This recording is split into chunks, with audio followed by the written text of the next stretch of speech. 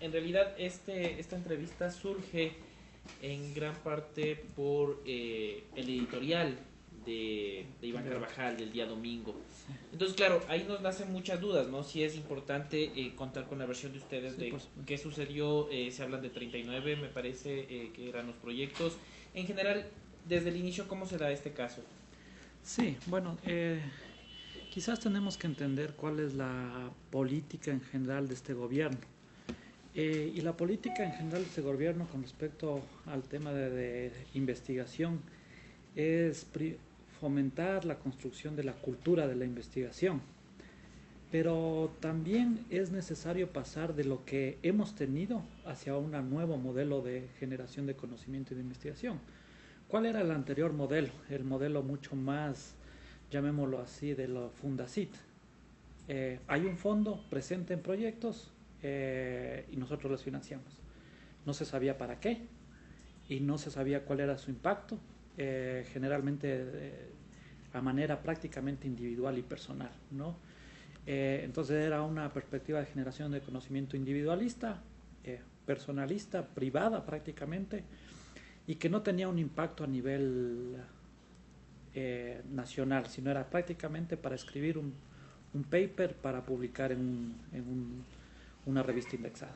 Nosotros hemos pasado desde el Estado a través de varias políticas para fomentar la investigación. Una de estas, y claramente lo señala la LOES, es que todas las universidades tienen que invertir en investigación. Nosotros en este momento hemos hecho el análisis y las universidades en términos generales tienen muy bajos niveles de inversión en investigación como universidad. Por eso pusimos en la Ley de Educación Superior que el 6% tiene que ser destinada para investigación. Eso es fundamental señalar porque estábamos hablando, no sé si es que pasaron la tabla del tema de cuánto están invirtiendo las universidades públicas y privadas, pero no llegan, privadas llegan a veces a $25,000 y así no puedes construir una universidad. En este marco, ¿cuál es hacia dónde vamos como política de generación de conocimiento y de investigación? Vamos hacia políticas que son generación de conocimiento desde una perspectiva colectiva, desde una perspectiva pública y de una perspectiva que estén orientados a resolver los grandes problemas nacionales. En este sentido, nosotros, el momento que el presidente de la República me encargó la secretaría, yo hice un análisis de los proyectos y los proyectos no respondían a esta nueva lógica, ¿no? Entonces tuve conversaciones con las universidades, con todas las universidades que en este caso recibieron estos fondos para llegar a acuerdos en los cuales podamos construir una agenda que realmente tenga un impacto de esta nueva forma de generación de conocimiento. Y de las 11 universidades, prácticamente con 10 llegamos a acuerdos. Con 9 exactamente, con 10 porque estaba cerrado, realmente todavía no sé cuál sería el tema de la resolución. Y con una universidad, en este caso justamente la Católica, ya habían comprometido sus recursos y a todas las universidades que ya habían comprometido se les respetó, ¿no? En este caso a la Católica, específicamente lo que se hizo es que continúen con sus recursos, pero que trabajen de una manera asociada con los centros de investigación de las investigaciones que están realizando. Y cuando yo menciono que tiene que ser hecho de una manera colectiva, va a que tenemos que poner los mejores recursos y las mejores personas para que construyan esa investigación para la solución de problemas. Ahí no importa si es que va a una universidad privada, va a una universidad pública, lo que sea, ¿no? Entonces, esta fue la reorientación que hemos dado y esto no implica que no se va a invertir.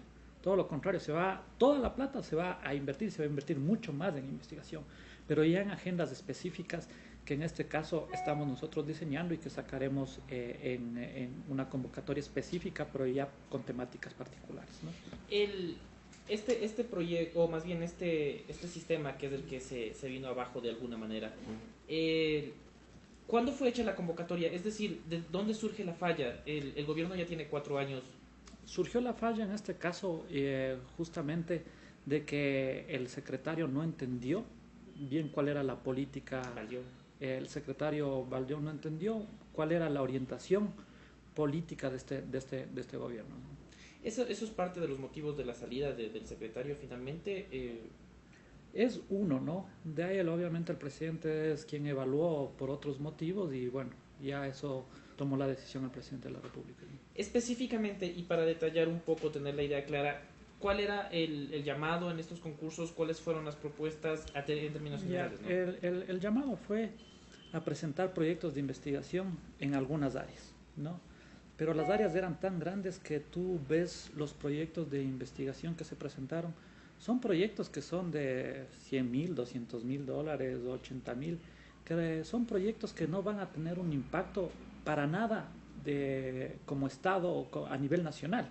O sea, pueden tener algún impacto más local, micro, pero no van a resolver los problemas que interesa para el país. Por ejemplo, una cuestión que a nosotros nos interesaría hacer es saber el mapa energético del país, para tener como país, saber cuestiones que implican fuertes inversiones y que implican una cooperación de trabajo conjunto de los mejores investigadores a nivel nacional. Y eso han entendido todos los rectores que nos hemos reunido y dijeron, tienen toda la razón, estamos de acuerdo. Y saben además que se va a invertir la plata que estamos señalando y mucho más en el tema. Por eso hemos lanzado la convocatoria para construir la segunda etapa, porque ahorita creemos que creemos que es necesario fortalecer en términos de recursos humanos, porque no necesariamente se tienen todas las capacidades para hacer las investigaciones que nosotros tenemos, e inclusive si es que no tenemos esas capacidades es necesario hacer redes con instituciones a nivel internacional, ¿no? La idea entonces de estos proyectos era que eran muy grandes y los costos eran al revés. O sea, muy micro y eran los costos prácticamente individual, ¿no? Era prácticamente a nivel individual. ¿Podemos citar un ejemplo para tener una idea de cómo operaban estos? Ejemplos de investigación para ver la caracterización de un río particular, ¿no?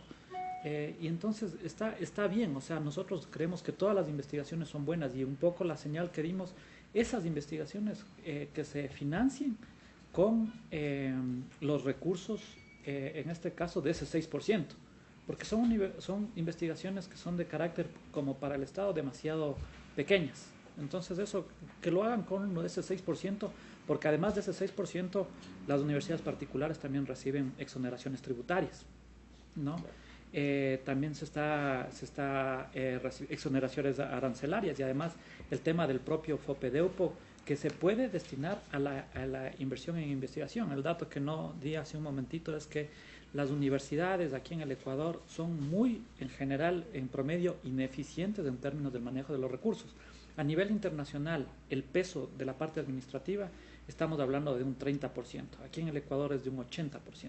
Entonces, uno puede optimizar y con esa plata destinar a los recursos. Entonces, yo creo que ha habido una gran acogida en este caso porque hubo reuniones particulares con cada uno de las universidades. Yo tuve una reunión principalmente con las universidades de categoría A para plantearles este tema y creo que han entendido y estamos trabajando completamente en una agenda conjunta para poder tener adelante. Aquí realmente lo que me llama la atención en este caso de el editorialista es que justamente la única universidad en la que se vio que ya estaba todo comprometido, se le dijo que continuemos, de la Universidad Católica a la que pertenece en este caso el señor, ¿no? Es decir, que los proyectos aprobados de la Universidad Católica se van a realizar pese a que de pronto eran muy micro o sea, son súper importantes todos, yo nunca voy a negar ahí los proyectos que son importantes, se van a continuar realizando estos proyectos porque ya estaban comprometidos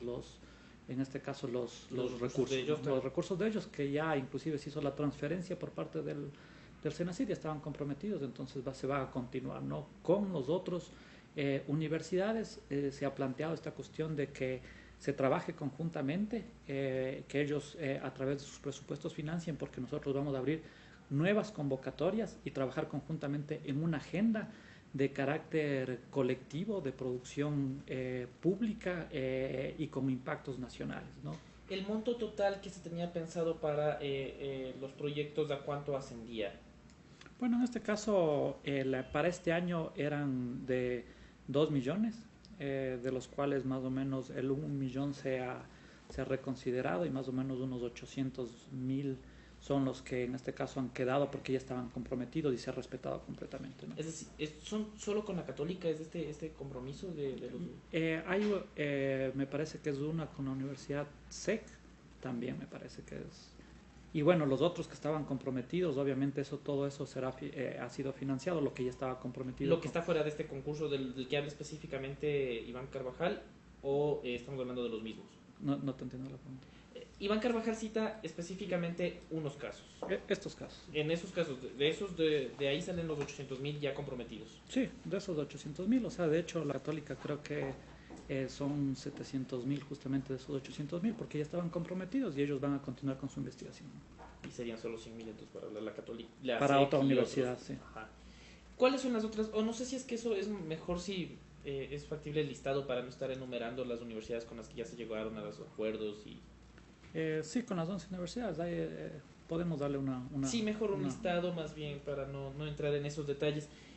El tema, el editorial iba un poco más allá, criticaba un poco el trabajo que se está haciendo en el tema CENESID en general, la falta de aplicación o de entrar de lleno en la ejecución de la ley orgánica de educación superior.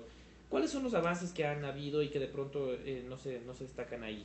Sí, o sea, hay una cuestión y a mí que realmente cuando asumí este encargo del presidente me di cuenta es que las universidades querían pasar por alto que ya existe una nueva ley y que por lo tanto esa ley ya es lo suficientemente clara como para que se aplique de una manera exhaustiva y realmente se estaban haciendo de la vista gorda muchas de las universidades y no estaban cumpliendo con la LOES, entonces eso sí nosotros no vamos a permitir.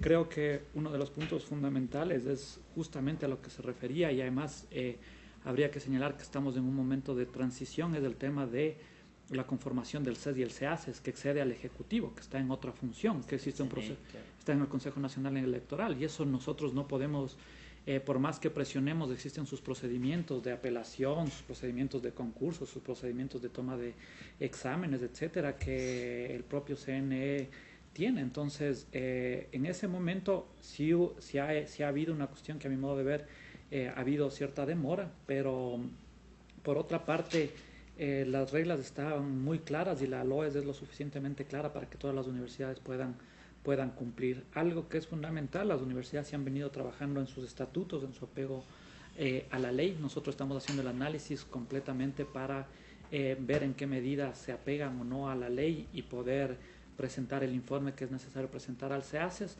Es decir, no nos hemos estado durmiendo, mientras tanto estamos preparando el reglamento del CES, el reglamento académico, el reglamento de la carrera del docente investigador, la multiplicidad de reglamentos que señala la ley, cosa que el momento en que esté la universidad, que estén conformados los consejos, nosotros podamos inmediatamente entrar a operar. Pero esto de cierta manera es un procedimiento que excede al Ejecutivo, al gobierno.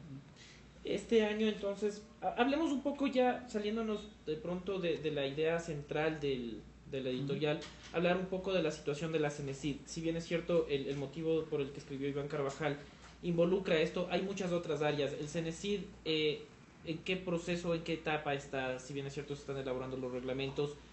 ¿Qué falta? ¿Qué es lo que se está trabajando en esa secretaría? Ya, en la Secretaría se están trabajando algunas cuestiones. Primero el tema, como estoy señalando, de los reglamentos, el tema de institucionalizar al sistema.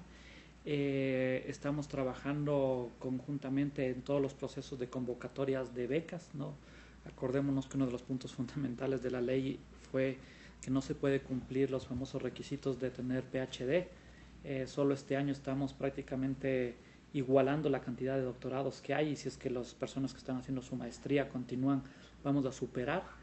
Estamos sacando la nueva convocatoria para el siguiente año que van a ser de 2.000 becas adicionales. Estamos trabajando en la ley de ciencia y tecnología. Estamos trabajando justamente en la segunda fase del Plan Nacional de Ciencia y Tecnología. Son entre las principales cuestiones que estamos analizando el fortalecimiento de los institutos de investigación y las construcciones de redes de conocimiento, ¿no? En función de problemáticas particulares que se están terminando de identificar y que estamos construyendo con el sistema académico. El tema del concurso, de pronto no me queda algo claro. era solo para universidades. Era abierto, ¿no? Era abierto y podía presentar cualquier persona a nivel individual. Generalmente se presentó en función de la universidad a la que pertenece, ¿no? ¿No hubo presentamientos o presentaciones individuales? Eh, Tendría que haber, me imagino que sí deben haber habido, pero no fueron de las premiadas. No fueron de las premiadas, ¿no? De las aceptadas. Es decir, son 39. Son 39. Sí. Esos 39 ya están solucionados, se podría decir que ya está superado el inconveniente, porque el editorial de Carvajal, claro, da la idea de que es un problema vigente, de que hay personas que perdieron su tiempo, sus inversiones o lo que sea, pero ya está superado. ¿Hay todavía desacuerdos con alguna universidad? ¿Hay conversaciones con otra o ese tema ya está? O sea, ahí lo que nosotros intentamos garantizar, y fue parte del acuerdo, es que se garanticen todos los compromisos de todos los investigadores, ¿no? Y eso desde el Estado obviamente nunca vamos a irnos en contra de la ley o intentar violar la ley. Entonces, en el caso de que ya no había cómo resarcir o solucionar esos problemas, lo que nosotros hacíamos es, bueno, ya que se continúe, pero que también se busque el fortalecimiento de ciertos institutos que nos interesan. Entonces yo creo, del análisis que hemos tenido, ya también muchas cuestiones quedaron al interior de la universidad, de las universidades para solucionar. Ciertas universidades dijeron, por ejemplo, bueno, esta cuestión nosotros lo asumimos, entonces ya depende de cada uno de los casos y cada uno de los proyectos. Pero en términos generales, en la reunión que tuve yo con los rectores y en las reuniones particulares que tuvieron los subsecretarios con cada uno de las universidades, entendieron que estamos en otro momento de generación. Quizás Iván Carvajal está más en la lógica de esta antigua forma de generación de conocimiento que tiene que ver con una mirada individual, que tiene que ver con una mirada prácticamente privada de la generación y producción de investigación científica. Nosotros queremos construir redes, queremos construir un conocimiento público, queremos construir un tipo de investigación que vaya a solucionar los problemas del país, los problemas estructurales del país, ¿no? Esto no quiere decir para nada que las otras investigaciones no sean importantes, ¿no? Pero existen ciertas prioridades. Muchas de las veces nosotros no estamos en los países del primer mundo que podemos investigar lo que queramos, llamémoslo así, sino tenemos recursos limitados y tenemos que orientar bien esos recursos. Estos recursos, para cerrar un poco ya el tema, son 2 millones los que se tenía pensado para esto. De eso se han utilizado o se van a utilizar 800.000 que son los ya comprometidos. Sí, exactamente. Ese 1.100.000, 200.000 restante se va a volver a reinvertir en proyectos de investigación. ¿Se tiene ya pensado cuál sería el presupuesto ideal para el próximo año de investigación?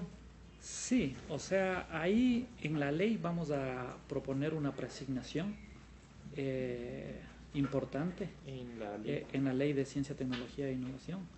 Y justamente nosotros estamos pensando, de hecho en el Consejo Nacional de Planificación señalamos que al finalizar el periodo de gobierno tenemos que hacer una inversión como país en alrededor del 1 al 1.5% del PIB, ¿no?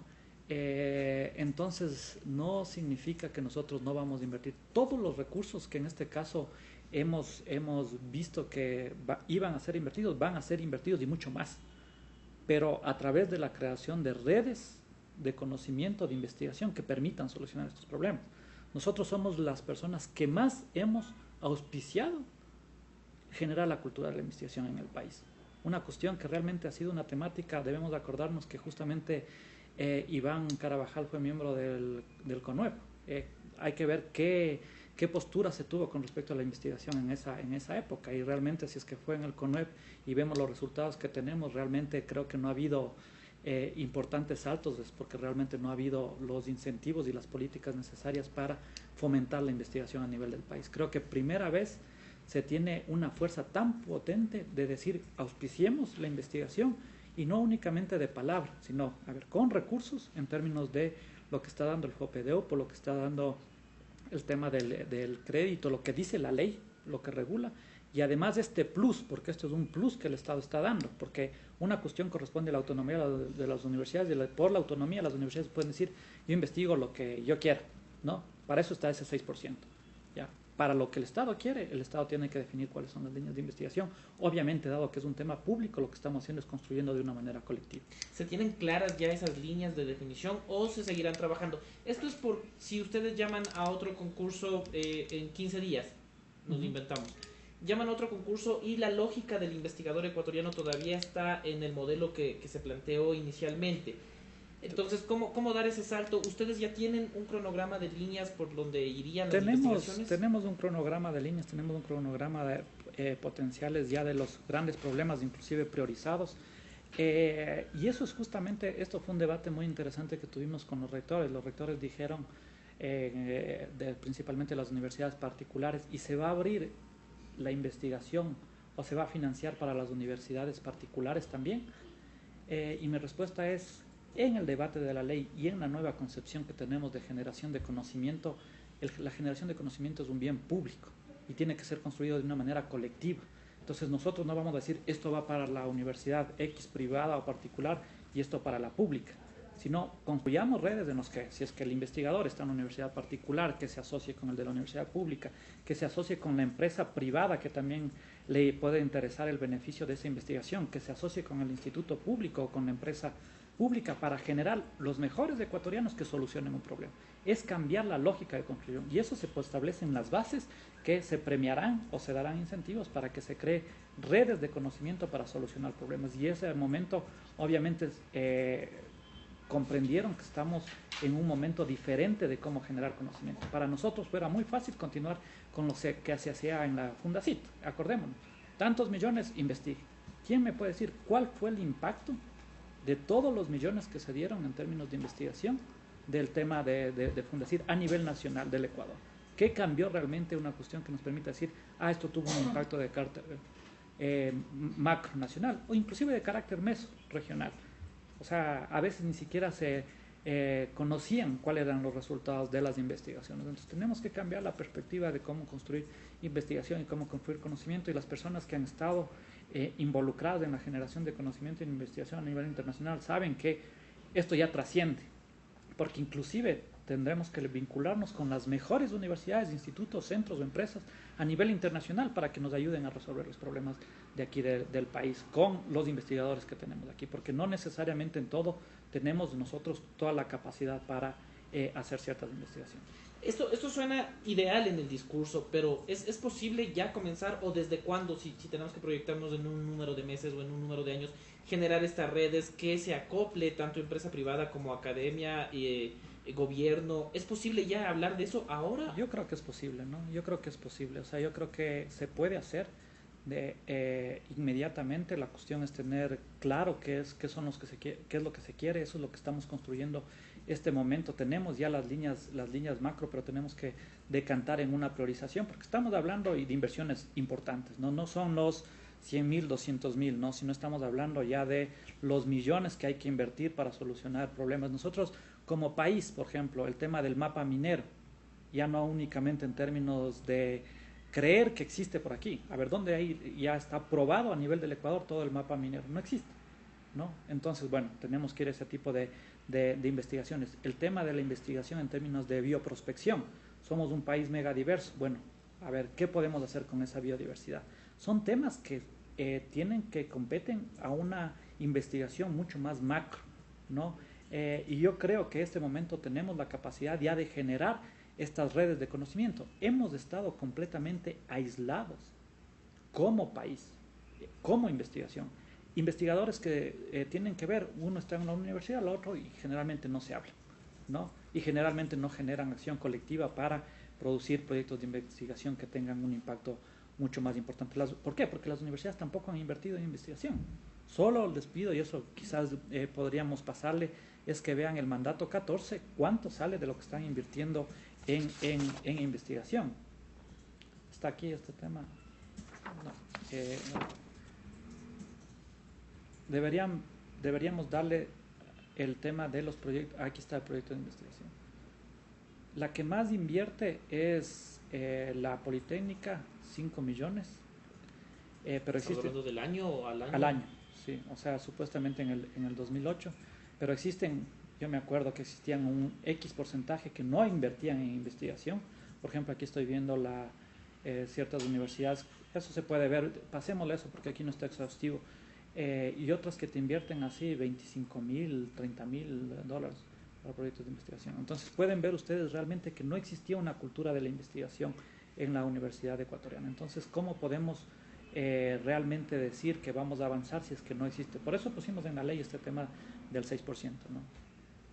Listo, no sé si es que queda alguna idea más, si no, muchísimas gracias. Sí. Darío, muchísimas gracias por atendernos.